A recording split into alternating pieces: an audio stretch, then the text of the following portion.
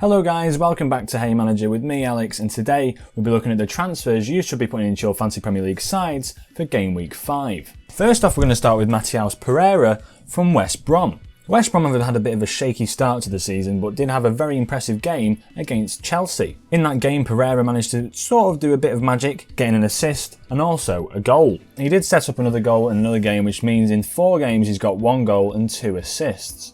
He does play in that attacking midfielder role, but can play out on the right wing. He's only been selected by 3.4% of people, and he's got great vision and great dribbling ability, which can cut the back lines. He does play against Burnley next week at home, which I think will be a very good game for West Brom. That's looking at their performances against Chelsea, they look like a very good side. And I think the international break might let West Brom just reorganise their back line. For 6 million, he's a good player to put into your side, a bit of a chance on him, but you never know. They do play Brighton and Fulham after that, so he could possibly stay in your side for maybe 3 weeks.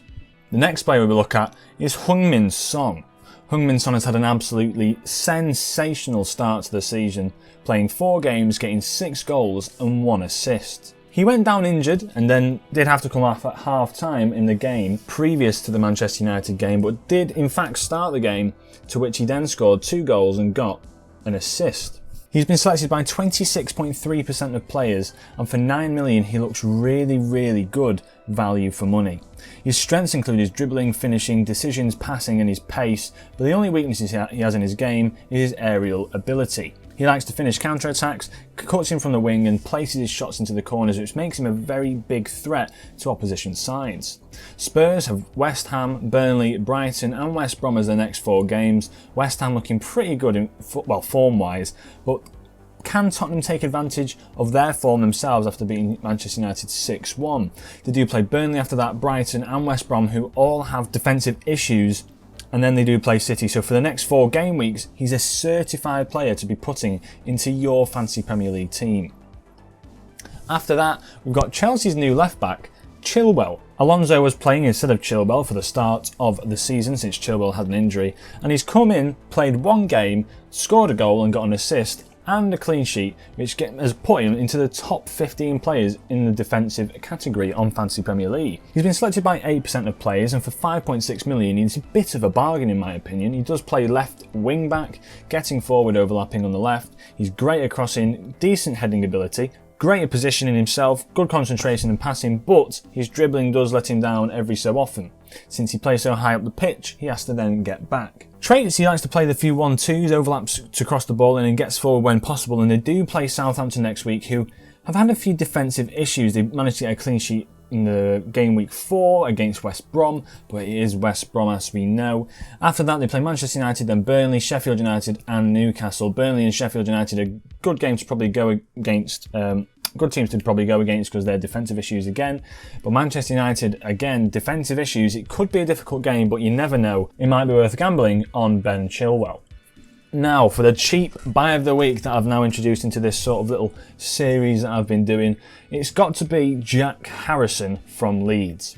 He's on loan from Manchester City, and the left winger looks unreal. Looks absolutely unreal. He can play on the left or the right. He obviously didn't play at the weekend against Manchester City, where they did draw 1-1 because it is against his parent club, but in the other 3 games he's been an absolute sensation, scoring a wonderful goal against Liverpool and then getting an assist in the game following, I believe. They do have quite a mixed run-in. Wolves, Aston Villa, Leicester, Crystal Palace and Arsenal. Wolves looking a bit shaky so far. Aston Villa again a very strong side. Leicester another decent side as well. Crystal Palace looking all right to start the season. But Jack Harrison and Leeds, I think they're just very good the way they've set up. Jack Harrison's only been selected by 2.1% of players, and for 5.5 million you're looking at the likes of St Maximin, Helder Costa, Declan Rice perhaps, who are all the same price as him, but I think he just poses a bit more of a threat with his crossing, dribbling, pace, work rate and also his passing. The only thing that you can really scrutinise him for is maybe his decisions in the final third. He whips in the balls, he's very fast, counter-attacks, he's lethal from and cuts in from that wing. So I think he's going to be a great player to be putting into your sides for the coming weeks. And there we have it. So they're my transfers for the end of game week 4. You should be putting into your team for the Game Week 5, which is obviously coming up in the next 2 weeks after the international break. I'll be bringing you another transfer episode next week to tell you who's been playing well in the Nations League, who's been doing well on international duty, some injuries may have occurred, and then who you should be putting into your side following those sort of national spells. So yeah, I hope you did enjoy the video. If you did, leave a like, subscribe if you are new, and I shall catch you in the next episode. Ciao.